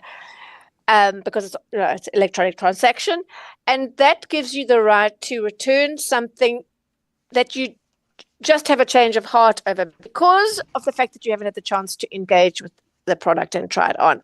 So and this is a global protection. So you, from 7 days, our ECTA says 7 days from the date of delivery, you can notify the company and say, I don't want this. The but is that they can make you pay for the return of that item, which I think is fair enough. Yeah. Some big companies, Takealot Group, will absorb that cost, and that again gives people the impression sometimes that this is the legal right. It isn't. Yes, they're quite if you were to send it back. Yes, very. But people then get the wrong idea about it being their legal right. Yes. So you've got to send it back at your cost, and then.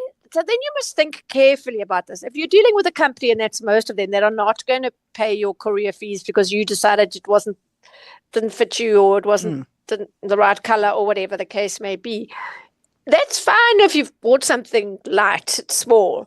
But if you've bought something that's fairly bulky and heavy, then your cost of sending it back, you've got to weigh up, maybe I rather want to buy this in a store. And if you buy something from a Chinese retailer or another retailer based overseas, boy, the cost of couriering it back to them is going to make it economically totally unfeasible to send the product back. So these are all of the things I'd really like to get people to think about and know about, can make informed, knowledge is power decisions. But that's so when they're important, engaging isn't it? either in a store. I mean, for me, I have to try things on. I'm not I didn't think I could get the right size online, and I should imagine that's where a lot of the problems are, right? I mean, how do you really know without trying on? Exactly. Especially if you're buying something fitted. I mean, this is what we women or men. I mean, a pair of jeans or a fairly tailored skirt or whatever the case may be. There's not a lot of room for error there. So I would never buy that sort of thing. But I would buy a baggiest jersey or something, and I think, well, I'm fairly I can make that work if I really want it, and I really don't feel like going into a mall or whatever. That's right. So you can take a chance of shoes. I can tell you that I have stopped buying shoes online because that is a really tricky one, and so seldom the fit is exactly right. And I mean, I even tried with a make that of trainers that I'd worn out an older pair, and they were exactly the same, just an updated, but the same. You could see it was the same design, the same last, the same foot pattern, or whatever. So I thought I was safe, and I had to give them to my daughter, whose foot is smaller than mine, because they just didn't fit. So shoes, and the other problem with shoes, as I alluded to just now, is that they can be heavy unless you're buying Crocs. And then the cost of sending them back is quite prohibitive. Those shoes are now costing you a fortune because of you paying to send them back. So, yeah, all these things are. I mean, I know I've got clever about these things because I learn from our listeners' mistakes a lot of the time. Okay, and what if you bought something on an online sale? What are the rules there? Okay, so this is important to know because a lot of online retailers, especially the small ones, will have a clause in their terms and conditions that says you may not return goods that you've bought on a sale or a promotion. That is absolutely not legal. The ECTA, Electronic Communications and Transactions Act, which gives us the right to send stuff back within 7 days, does not have an exclusion on sale items. And if you think about it, Jane, that if it did, it would be the case, I think, for many online retailers. All they would have to do is claim that everything is on promotion or on sale on their sites. And you normally see these on the fake sites, don't you? Like running shoes, or whatever. It's always bargain prices. Yes, and every single day. Then you've got and like Persian carpet shops, everything's always on sale. And then so they could say, well, okay, you've bought this online. Sorry, it was on sale. No. So I've had many interactions with online retailers saying, no, this is not legal. And then and it's often a case of them just not realizing, which you could say on one hand is understandable, but if you're going to go into business, you got to register your company, you got to do all the rest. You really should just get some advice if you don't want to wade through all the legislation yourself. Get some advice from an attorney or from someone. I give it willingly, free, if people want to know, can I do this or can I do that? Yeah. And then make sure you're getting it right, because whether you meant to or not, you are denying your customers their legal rights if you're getting it wrong. Okay. Thank you for that question. Let's listen to some ads, some money-making bits and pieces in this bulletin, and while others, listeners, think about some of the questions that they want to ask you, what the rights are, whether you're online or in store, and we'll be back with you in a minute. If you want to know about the heart and art of jazz, look no further than the Standard Bank Joy of Jazz Festival, a grand ensemble of over 50 world-class acts across 4 stages for 3 whole days. That's right, from the 26th, 27th and 28th of September. The Sandton Convention Centre will be demure and sophisticated as the fine Standard Bank Joy of Jazz 2025 takes you deep into the heart, the art and splendour of jazz. Take me there. Book your seat via Ticketmaster now. Your mum was a tough woman, the no-nonsense type. Don't you feel like a cry? She made you cut your hair, eat your veggies, clean your room. Don't you feel like crying? She nagged you, grounded you, and brought you down to earth. Don't you feel like crying? But she was also the one who made your house a home. Don't you feel like crying? Now imagine buying her a house of her own. Oh, yes! Invest early. You'll be so happy you did. Coronation. Trust is earned. Coronation. Examination is a registered FSP. And they're off. Little Too Young, Barely 2, racing injured. Here comes Whipped into Shape, running on pain. Duct tape dreams on the outside, tongue-tied and terrified. And now Discarded Glory, limping to avoid the glue truck. It's beaten again, crop flying, lungs bleeding. And it's Doped Up Glory, gets it by a nose. Now that's racing. Cruelty is staining horse racing. The NSPCA is calling for the industry to sign their racing code of conduct. Show your support at nspca.co.za/Rein in the Pain. As the official retail partner of the Springboks, Pick n Pay is proud to back the Boks and give you the chance to be the ultimate smart supporter with Pick n Pay ASAP. Money or the Boks on 702. WhatsApp your name, ID number and the word ASAP to 072 702 1702. You could face the ultimate choice, a mystery Springbok supporter prize or Pick n Pay ASAP vouchers worth up to 2,000 Rand. It's time to show your Boks spirit. Money or the Boks with Pick n Pay ASAP. Friday on 702 Drive with John Perlman. T's and C's on primemediaplus.com. 702. Nola knows. We're talking about your rights when you are shopping, refund or not. What are your rights? A listener who's been trying to get through to us wants to ask this question of you, Wendy. The shop insists on returning damaged stuff in the original packaging, but what if I don't have the original packaging? Excellent question. I was coming to that, so I'm happy to answer it now. So the question, people often say to me, must I keep the box? And this is a tricky answer because it depends when the product is going to go wrong on you. So if the defect, damaged, you see, use the word damaged. If you damaged it yourself, that's not a defect and you have no right of return at all. Sure. If it was damaged in the process of being delivered to you, and that's why it's always important to open the package immediately, then they are liable. But here's the thing. In that first 6 months period where the warranty is owned by the Consumer Protection Act, it's legally mandated, they cannot insist that you are able to produce the original package as a condition upon which they will honor that warranty, right? So if it goes wrong from month 1 to month 6, you're fine, and you can push back. And please do contact me if someone tries to say, if a store tries to say, there's no warranty because you haven't got the box.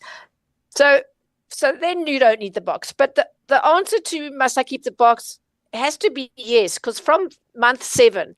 The manufacturer's warranty kicks in. That is a voluntary warranty, and they are able to come up with their own terms and conditions. And believe you me, in that almost all cases, one of the conditions will be that you are able to present this defective, this broken, defective product in its original packaging. To me, I mean, what are they going to do with the broken product? Fix it and sell it as new in the original box? I don't think so. For me, it is a way of them denying a lot of people that warranty, which is a voluntary warranty.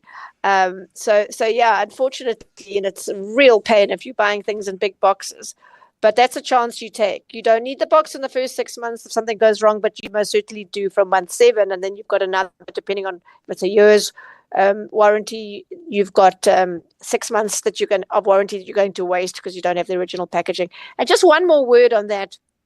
Some of appliance manufacturers, small appliances, will offer an extended warranty. They put it on the box, so it's very appealing. You get 2 years or whatever. But the small print is that you only get that extra year if you log on and register on their website. And so many people write to me and say they didn't see it or they didn't think of it or whatever, and they thought they had a warranty and they didn't. So I'm just throwing that in here so that people can not fall victim to that. Go on and register if you want the extra warranty. I can't stand boxes. So if I buy a pair of shoes, this is actually when I have had a problem, I've just remembered now, and you don't walk out of the shop with it in the box, you can't take those shoes back. Right? Oh, I see what you're saying. If you can't take them back what are you saying? At all, or if they're defective? No, at all. If you don't walk out with the box, apparently. Well, so that depends. If it's defective, the shoes are defective within 6 months, you don't need the box. But if it's a change of heart and you want to take the shoes back, then they have every right to say, well, we want them in the box, please. But they need to be in a resaleable condition, and that's only fair. If you've changed your mind, there's nothing wrong with the product, they have a right to be able to sell it on to somebody else. So then you would definitely need the box. Yeah, so that's a good one. Provided the shoe stores, Jane, are a tricky area in my experience. Okay. They're very... they can be problematic.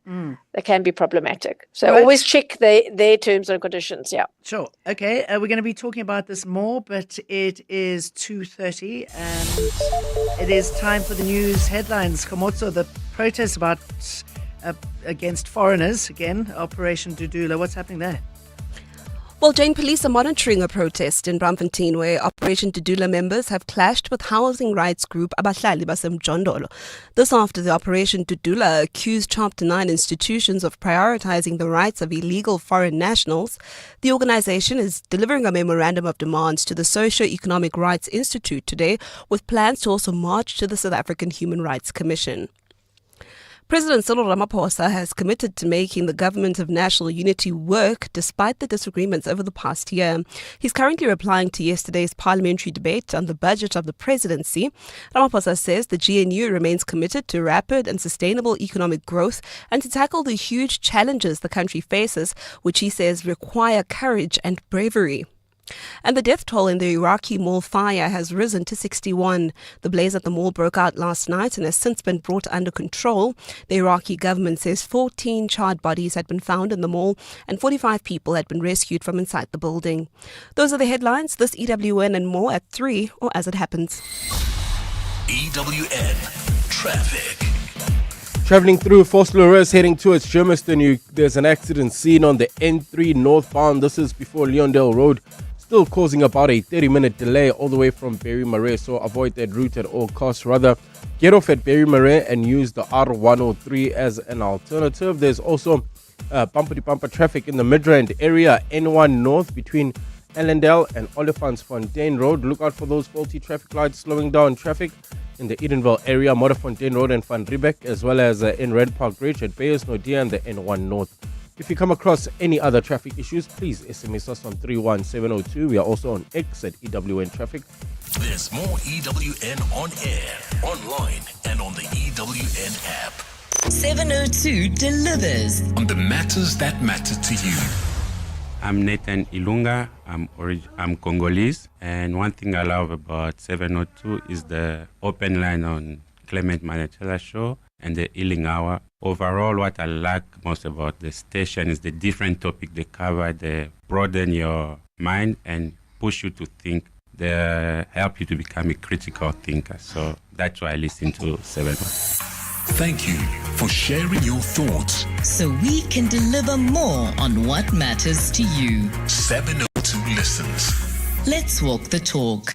And they're off. Little too young, barely two, racing injured. Here comes whipped into shape, running on pain. Duct tape dreams on the outside, tongue-tied and terrified. And now discarded glory, limping to avoid the glue truck. It's beaten again, crop flying, lungs bleeding. And it's doped up glory, gets it by a nose. Now that's racing. Cruelty is staining horse racing. The NSPCA is calling for the industry to sign their racing code of conduct. Show your support at nspca.co.za/Rein in the Pain. Every day I'm hustling. It's our reality as business owners.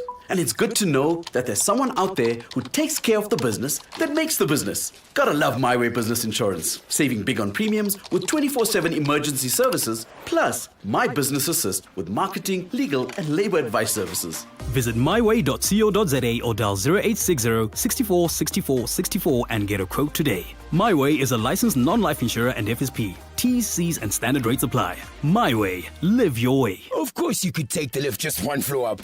Or you could grab the new Berry Blue sports drink from Aquila and get moving. Blue has never tasted so good.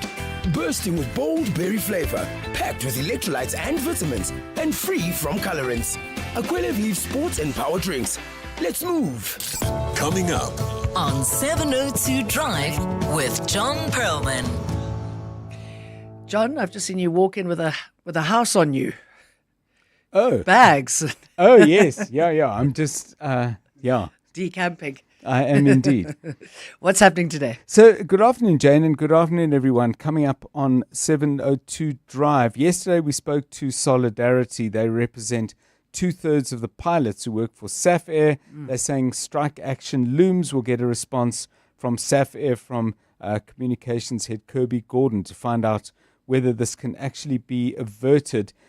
Another story we've been running with during the week is suggestions that the Johannesburg property company is looking to turn to commercial use some areas that are part of South Africa's Johannesburg's leisure architecture, places like Marks Park and others. We'll get a response from the Joburg property company. Sorry, John. I mean, there's a real outcry about that, right? Yes. I mean, I live quite close to a couple of those parks. Yes. And they're just such beautiful spaces. So it's that constant debate, isn't it? What to do. Local. Yeah. So I think the Johannesburg Property Company, we'll wait to hear what they have to say, but they're saying a lot of this is being misunderstood. Anyway, we will get clarity, we hope, after 5 o'clock. Lovely. The other thing that's going on, some by-elections producing interesting results. By-elections, not a very precise predictor of what happens in the next time we go to the polls, but they do tell us interesting things about political trends. We'll do that just after 3 with analyst Wayne Sussman. And then people often wonder, well, the Springbok team is great, but what happens in future years? Well, our under-20 team are in the final of the Junior World Cup. They'll play against, you guessed it, New Zealand in the final. We'll talk to the coach. They've been playing spectacular rugby at times. They have. And I'm really looking forward to chatting to Coach Kevin Foote. That's at 4:20. And that's Saturday, isn't it? Saturday at 8:30. Clashes with Banyana. So learn how to record on your TV set. We shall. Thank you, John. 702. Nola knows. All right, Ben, let's go to you first. Wendy, Ben from Kensington has requested an invoice from a doctor after 6 months and received one for 2 years. Ben, I'll hand it over to you. Yes, hi. Thanks for taking my call. I mean, it's more a story than like how we're going to solve it, because I have to pay the invoice. But I see a doctor on a regular basis 3 or 4 times a year, and over the course of 2 or 3 consults, I requested, where's my bill, what's happening? And there was like, the doctor says, no, I'll sort it out. So then about 6 or 7 months later, the accounts department sends me an email for 25,000 Rand over 2 years, where I have, like, medical aid is paying some, but and then it's just like, well, if I would have had the money if it was paid over that period, but now it's a lump sum, and it's just a headache. Yeah. Wendy? That's not acceptable. I don't think that's acceptable. Look, you are obliged to pay for your consultations, but you weren't in a position to pay because he wasn't billing you, despite you asking.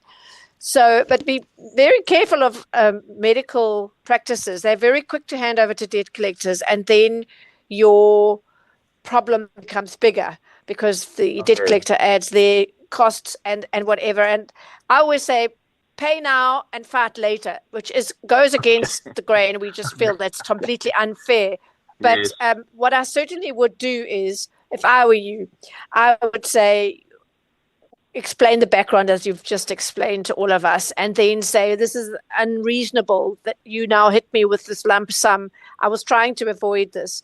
It's not my fault that you took so long to bill me. So here is what I think is a reasonable settlement. I will pay you X amount over 4 or 5 months, or whatever the case may be, 6 months even. I would like you to accept this, get their response, whatever it is, good or bad. And if it's bad, then let me know. Because it's very reasonable on your part. You're not saying I'm not going to pay, because clearly you got the service. But he can't expect prompt payment from you.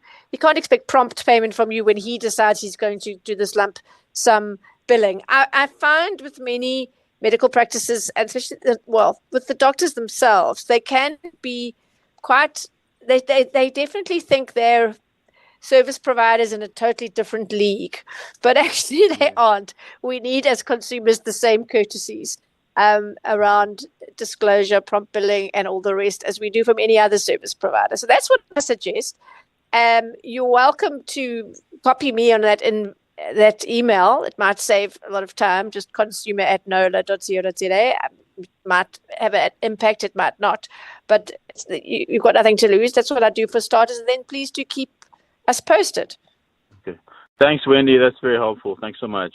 Good luck, Ben. You're welcome. Let's bring in Guguletu from Centurion talking about a third-party insurance claim. Go ahead, Guguletu. Oh, boy. Good day. Hello, Google. Hi, how are you? Good, and you? How can I help? I'm good. So on the 9th of June, I was involved in an accident just as I was turning right into my complex because it's a two-way street. As I had indicated that I'm turning right, then a car out of nowhere came in speeding and bumped into me literally right at my gate because it's a two-way street. So I was showing that I'm going to turn on the right. She then bumped into me and stopped at least 50 meters away. That's how much she was driving at a speed. And then we exchanged all the details, went to the police station, all of that. When I then sent my details to her insurance as a third-party claim, they rejected it, saying that I should have been on the lookout. It's also my fault that I was just not paying attention because the lady was already in and had already overtook. So for me, it's very confusing because I don't have a car right now. It's at the panel beta, so I don't know how to go about it. Wendy? Okay, some questions.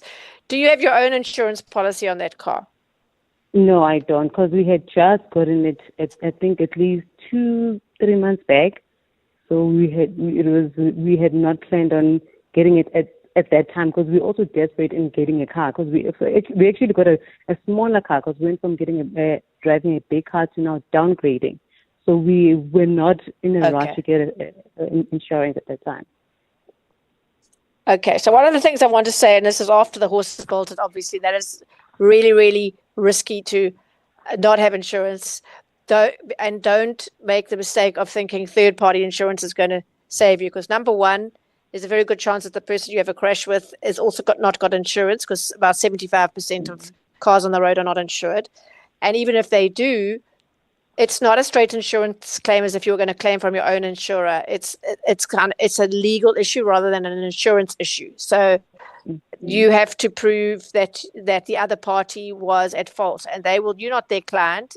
They will do anything to pay you as little as possible.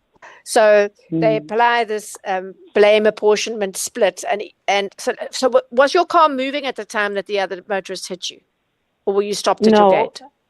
I had stopped because there was a car coming in on the other direction. So I was waiting for the car to go past. Then this lady, I think she did explain that she was in a rush. So because when she even came out, she was crying, she was hysterical. She gave me a hug and all of that. So she was just saying that she was not thinking at the time. She just needed to rush home. So I had stopped. So I was waiting and I had waited for a car to come up, drive up. And then as I was turning after this car, I think she just decided, no, I'm too slow for her or something like that because she drives a sports car. So she then decided to just overtake. Okay. And she hit you on the left side, on your passenger door? On my driver's side. As I was turning to the right. Driver's side. Okay, all right. Okay, I don't want to get into this. I take up a lot of these cases, and I fight with insurers to say, can you make the blame apportionment split for this person, not 40%, but more like maybe 10%? And most of the time, I do have some luck. And some recent case, they paid it in full after I took the case up. But if they've denied it at all completely, then that is a problem because technically they probably pointed this out. If they say that you were to blame, they could make you pay for part of their client's repair costs. I presume they haven't gone as far as that. They just want to not pay you nothing, right? Okay. So maybe this is something that you two can push on. It's something I can look up. The other thing I want to say to people is the thing that helped the guy in the last case where they paid in full, admittedly only when I took up the case, was he had a dash cam. Yes. If you have they're not expensive now. If you have a dash cam, you'll never have a battle proving that you weren't to blame for something. So I really would impress upon people to consider doing this because it can get you out of all sorts of scrapes, just like this one. So please do email me. Yeah, please do email me, and I will do my best to fight for you to at least get something. I'm really sorry that happened to you. Good luck, Gugalete. Okay, there are lots of callers online, so can I ask you all to please keep those stories very short, and then we'll try to get through as many as possible. Sebastian from Eldorado Park, tell us about an account from 15 years ago. Yes, Oh, no. Wendy, and just to find out, can a company sell an emolument attachment order? Is it legal? The emolument attachment order was taken out in 2007, and it was sold on to a third party. Is it legal for them to sell it on to somebody else? I'm not entirely sure. It's a long time. Most people call these, by the way, people are wondering what an EAO is. It's a proper name, but it's a garnishee order where a creditor's gone to your employer, to your HR department, and then said you need to take off this amount of money for this amount of months until the debt is settled. So you started paying it to one company. Did you pay it off, or did it get reassigned somewhere along the way? I was actually unemployed, and then I lost my job, and then I left that company I was working for, and then it resurfaced. It found you. Yeah, I think that is possible. If you email me, I'll find out for sure. But if you didn't settle the debt, and the company that you owe the money to is entitled to then, find other ways of getting it out of you. The original company doesn't exist anymore. They've closed down so the debt collector's doing it for themselves. Okay. Let me follow this up for you. Okay. No problem. No, this doesn't sit well. Mm. The email address is consumer@knowler, KNOWLER.co.za. Or I've got a form on my website which prompts all sorts of information that I need, which I actually prefer, and that's wendyknowler.coza. You just hit on complaint form, and then I get everything, hopefully, I need, reference details, etc. No problem. Thank you, Wendy. Thanks, Sebastian. Thank you. Thanks, Sebastian. Bye. Marie-Clara from Boksburg. I know you've been holding on for a while about your daughter being hospitalized. Mom doesn't work. Tell Wendy what's going on. Yes, my daughter had a contract with a car tracking company. So she got sick. She has been hospitalized since August last year, but she was discharged in October. Then she wasn't still not fit for work because of the chronic condition. Then she developed a stroke. Now, I want to ask you is, what are in terms of the Consumer Protection Act or whatever consumer-wise, what is my recourse? Because now they sent a letter to me, a hand letter delivered by hand, and then I see that she's owing an amount of 1,200 and something. And then she had to go through a divorce when she was hospitalized. So I really had to part with a whole lot of funds. Now I cannot anymore. Is there any means or any avenue that one can employ so that it's cancelled? Or because now she said to me, if she cancels the contract, she will be expected to pay 3,000 rand over and on top of the balance. Okay, so I'm really sorry. It sounds like your family, and particularly your daughter's gone through a terrible ordeal. The unfortunate reality is that what she signed is called a fixed term contract. We sign them for our cell phones, and we sign them with gym companies, and we sign them with tracking services companies. And you agree that you're going to pay X amount for 3 years in the case of tracking companies. And that's, you are locked in because what they do is same as the cell phone companies. You don't pay for the device itself. They put it in the car, they say it's free, but you're paying it off every month along with the service fee. It's exactly the same as a cell phone company. And it doesn't matter what happens to you. Even in death, the company can come after your estate. You either have to cancel and pay the cancellation penalty, which is a portion of the remaining months that you haven't paid. And you say in your daughter's case, it's 3,000 Rand. It's quite prohibitive. or you have to keep on paying. It doesn't matter what happens to you or your car. So a lot of people sell the car and they think, okay, that's the end of. No. You signed a deal with the company, and they're not interested in you selling it on or whatever. So that's us. I always suggest, if you're going to buy a car and you're probably going to have it for more than 3 years, rather buy the unit, the tracking device outright, and then you can cancel at any time, because you've just got a contract for the service. You know what I mean? It's not going to be this huge thing. But anyway, it's too late for your daughter. The short answer, I'm so sorry, is that there's no way out of that contractually. Legally, they have you. So it's something to think about when you go to get into contracts. Sign the shortest one you can, or do you really need to be locked into this company for 3 years? Is there another way? Because we don't think it's going to happen, but life changes in an instant, and now you're left with these obligations to pay that you really don't want to or can't anymore. Yeah. Okay. Thank you very much. All right. Thank you. I'm sorry it was bad news. Okay. Keith is on the line from Pretoria, also wanting to ask you, Wendy, something about an insurance claim. Go ahead, Keith. Hello. Good afternoon. My name is Katie from Pretoria East.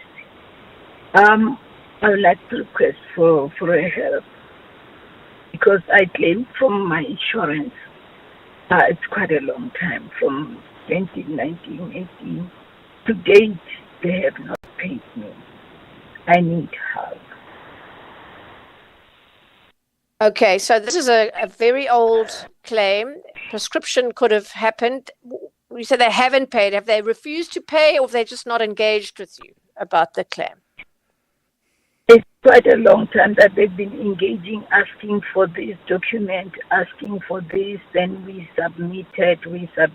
But during COVID-19, it's when they took longer period again. They never responded quickly most of the time. They take quite a long time, then I follow up. I ask people who are working there, the brokers. We did that, and all the things, now they have given up. Now I'm taking the journey alone. But they're not paying. And they're not saying anything. Okay. The last time they requested me to submit was the report from the ENT.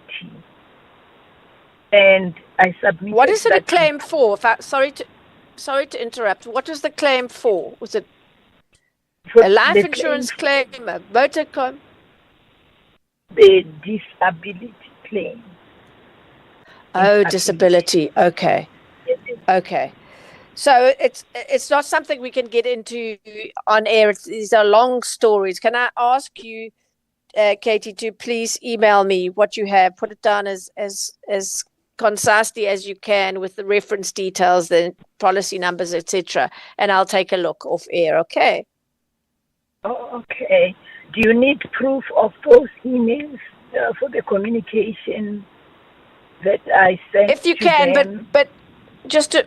Yeah, if you could copy and paste them into one email, because I'll get overwhelmed if people send me 16 emails just forwarding everything individually. If you could put it into one nice email for me, I would appreciate it. Okay, thank you so much. You're welcome. Masimola is on the line from Mama Lodi. You got a question for Wendy about a telemarketer who got in touch with you? Yes, good day to you both. Hello. Good day. How are you, Wendy? Good. Is this Pete? Yes. Okay, go ahead.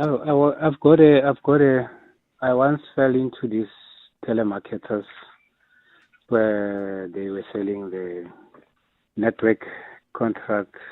It was a contract for internet. So only to receive the thing, I was not satisfied with certain clauses of the contract, so I wanted to cancel. And then I called the service provider, which the network company. They advised me not to use the SIM card, because they've already delivered a SIM card to me for the contract.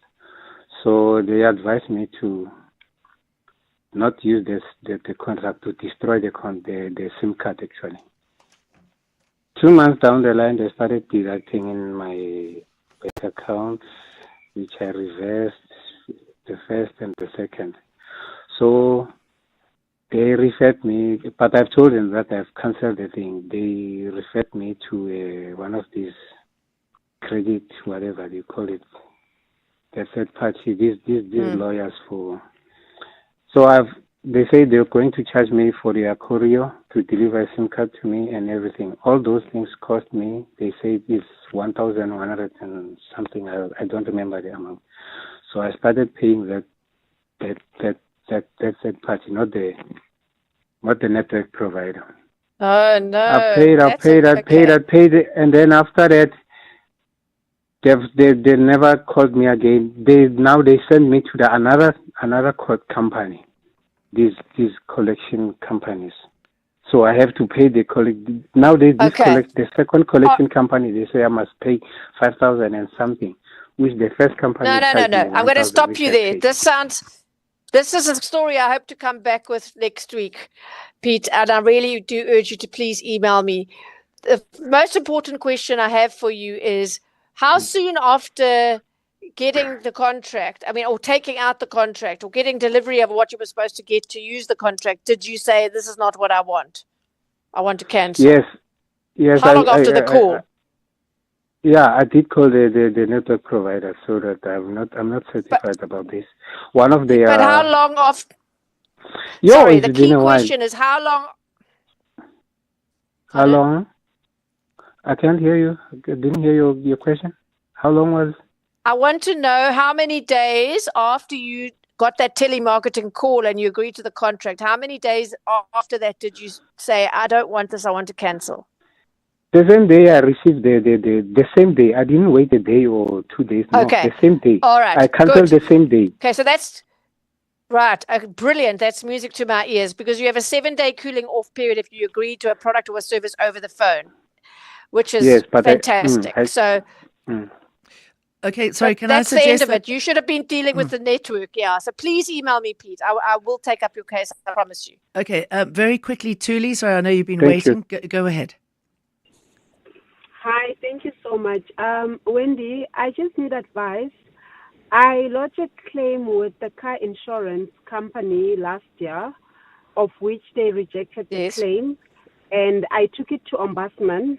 Ombudsman ruled in my favor, but then the insurance still refused to pay.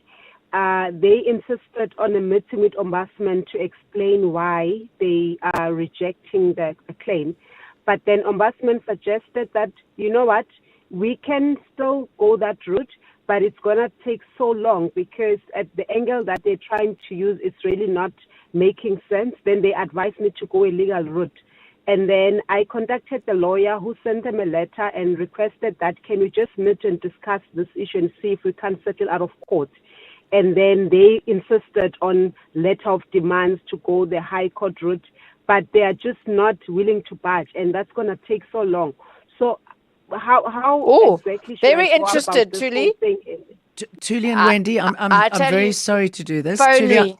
I'm glad that we got email me. Yes. I'm glad that we got your story out. You're going to have to email Wendy and all of the other stories that I haven't been able to get to. Apologies for that, but Wendy's back next week. In the meantime, you can email her consumer@nola.co.za. Thank you, Wendy. Thank you, Joe. Calling all golf pros. Hollywood Bets invites you to step onto the green. Tee up, take a swing, and enjoy glorious golf action from electrifying competitions and thrilling live tournaments. Get ready to conquer the fairway and chase epic fortunes. Ready to master the odds and experience your crowning moment? Bet now on all the excitement and prepare to make your hole-in-one shot to sensational success. T's and C's apply. Hollywood Sportsbook is a licensed betting operator. No persons under the age of 18 years are permitted to gamble. Winners know when to stop. South African Responsible Gambling Foundation toll-free counseling line 0800 006 008. To live wealthier, you need to be able to grow your assets. At Standard Bank Private, you get a team of internationally acclaimed financial experts to advise you on local and global investment strategies. Plus, being with a leader in home loans, you can start expanding your property portfolio. So, Come live wealthier with Africa's best private bank. Apply online at standardbank.co.za. Standard Bank is an authorized FSP and registered credit provider. T's and C's apply. 702 Let's walk the talk on 92.7 and 106 FM. It's been wonderful being with you today. I shall see you for more again tomorrow. We've got a fantastic upside of failure. It is now 3 o'clock. Time for the news. This is EWN. Police monitor tensions at Dudula March, and Ramaphosa says South Africa's problems need courage and bravery.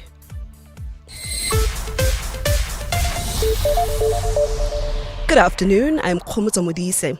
Police are monitoring a protest in Braamfontein where Operation Dudula members have clashed with housing rights. Police are monitoring a protest in Braamfontein where Operation Dudula members have clashed with the housing rights group Abahlali Basemjondolo. This after Operation Dudula accused the Chapter 9 institutions